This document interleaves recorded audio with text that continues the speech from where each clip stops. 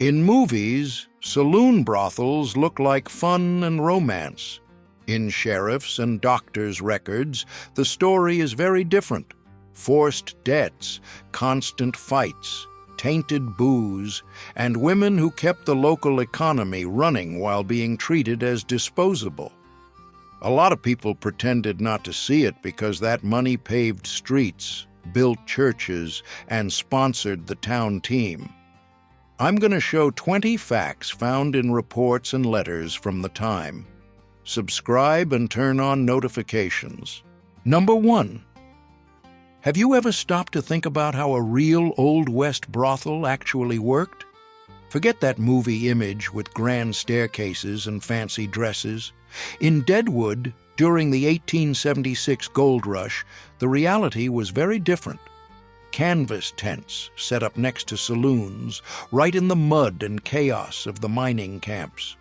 For $50, the guy went in, the curtain closed, and a few minutes later, he was back out on the street. The problem came after. With no clean water and no doctor nearby, diseases like syphilis and gonorrhea spread way too fast.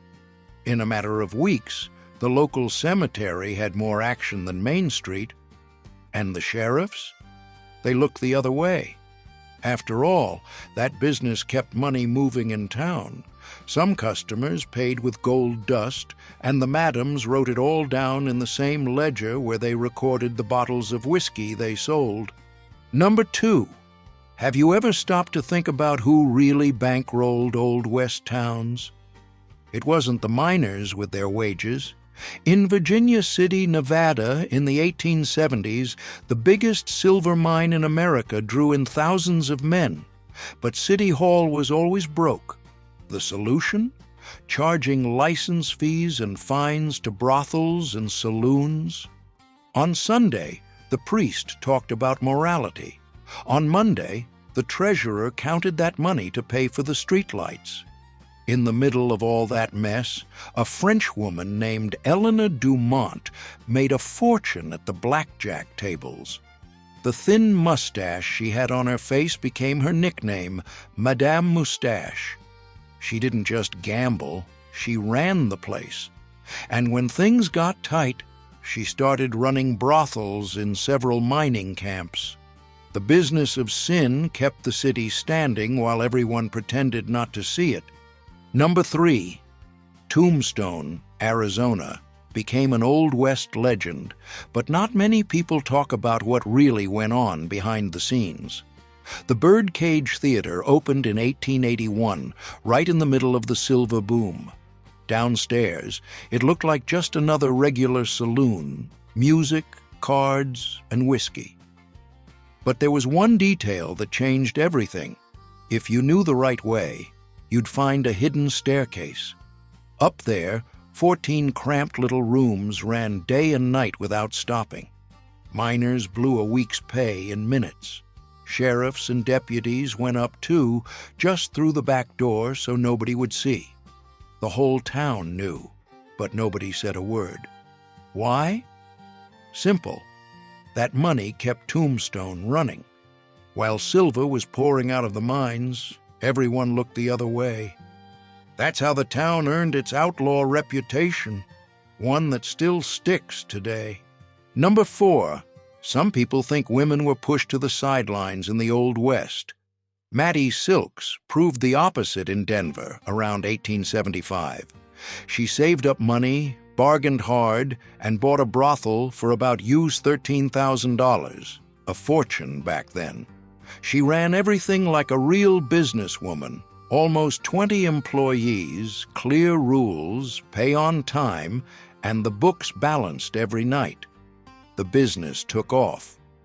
Over time, she invested in real estate and other ventures, building a fortune that put her among the region's millionaires. When she started showing up in expensive jewelry and fine clothes, it became a problem. Newspapers and authorities tried to ban images of her, claiming she encouraged immoral behavior. But the money kept coming in anyway. The point is simple. In a country still being built, The people who understood how the market worked ran the game, even when society pretended not to see it. Number 5. Did you know that in the Old West, the most feared disease didn't come from a bullet? In towns like Dodge City in the 1870s, syphilis spread fast among cowboys and gamblers. With no antibiotics, it was serious. A lot of people thought it was just a temporary annoyance and kept up their routine in the saloons. But weeks later, the problems showed up. Memory lapses, behavior changes, signs the infection had reached the brain. Sheriffs and doctors tried to control it with quarantines and raids on brothels. What the public didn't see showed up in reports kept under lock and key. People isolated in a back room, waiting for the town to move on and forget. And since everyone knew everyone, nobody talked about it openly. It was just a whisper between neighbors. Better not to ask. Number 6. Wyoming was wild territory in 1869. Few women, lots of miners and cowboys.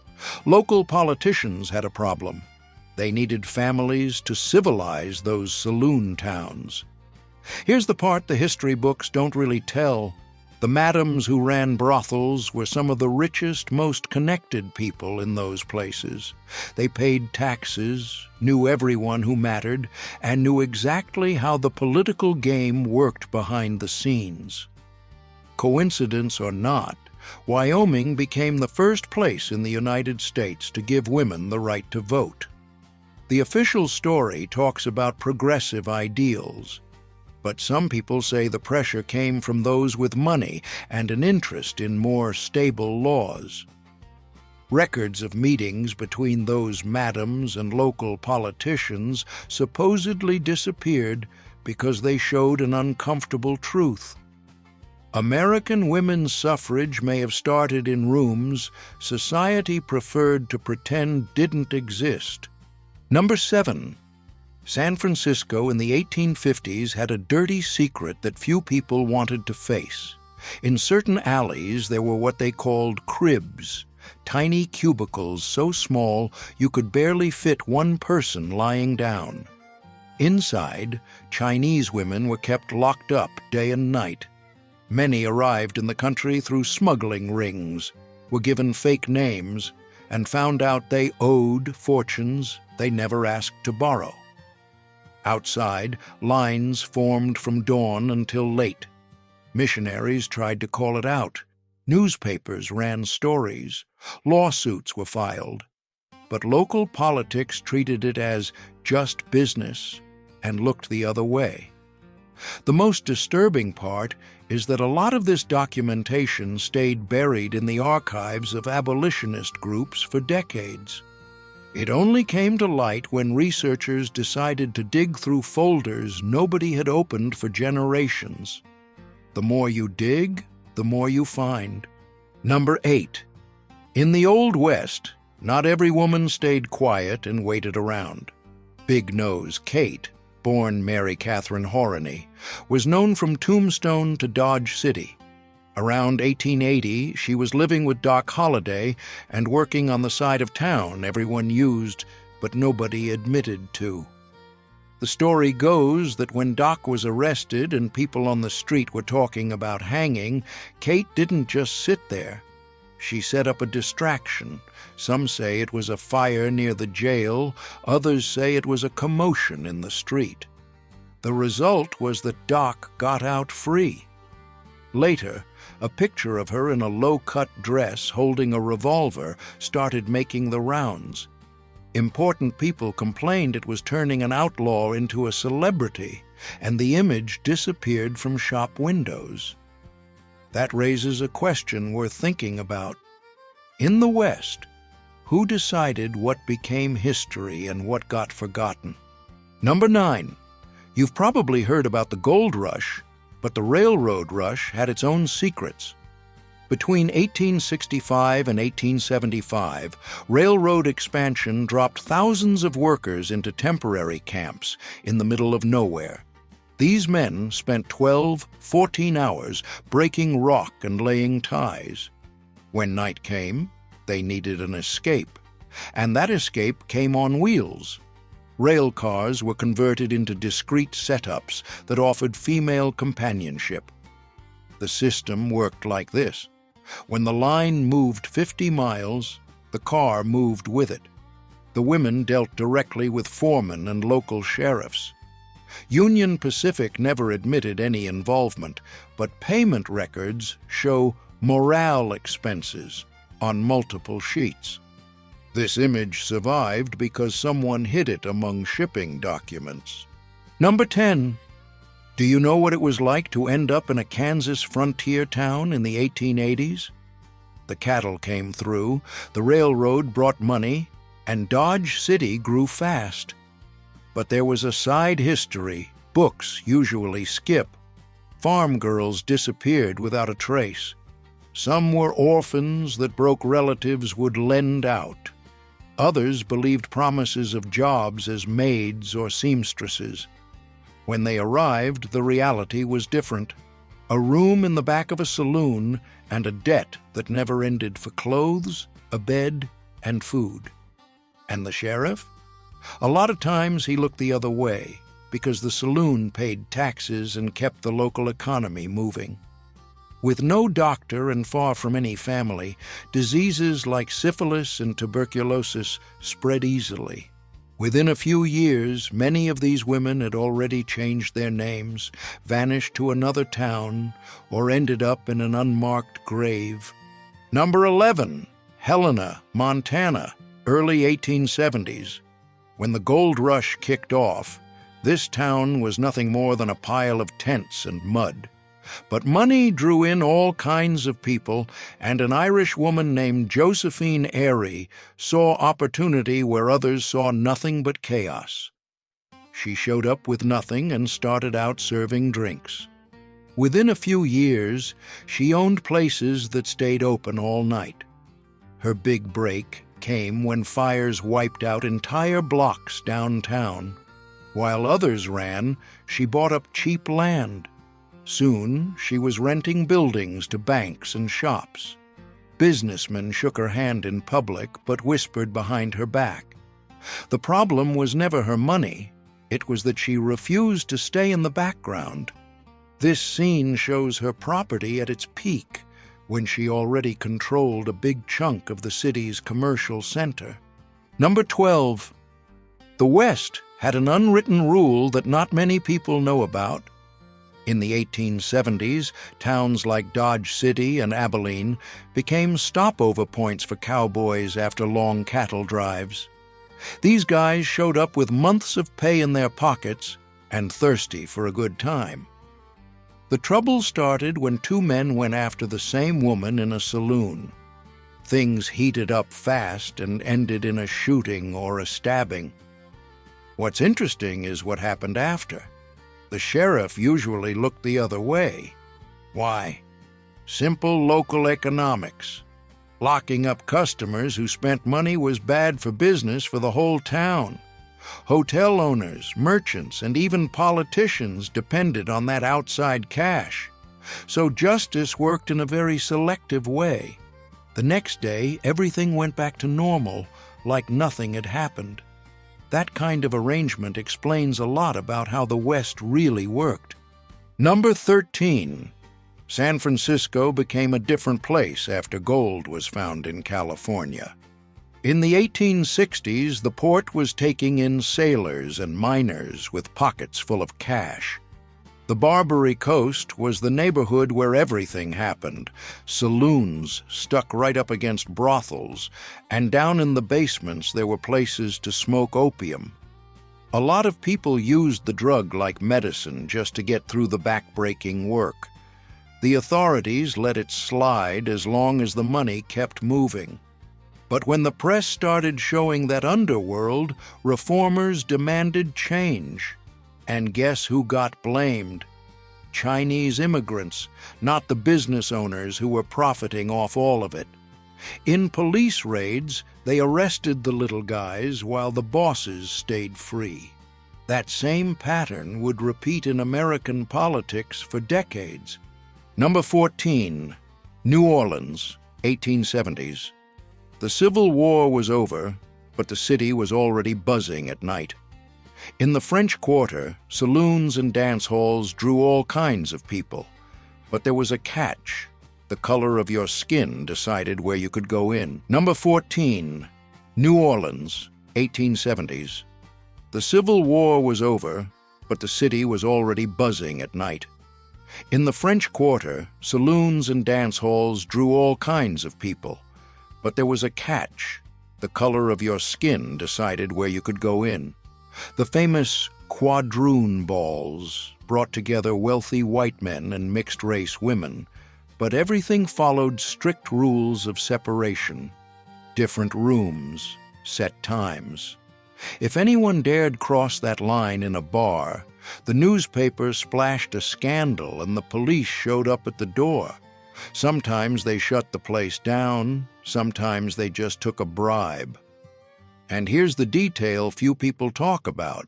If you had number 15, in 1910, the federal government decided to crack down.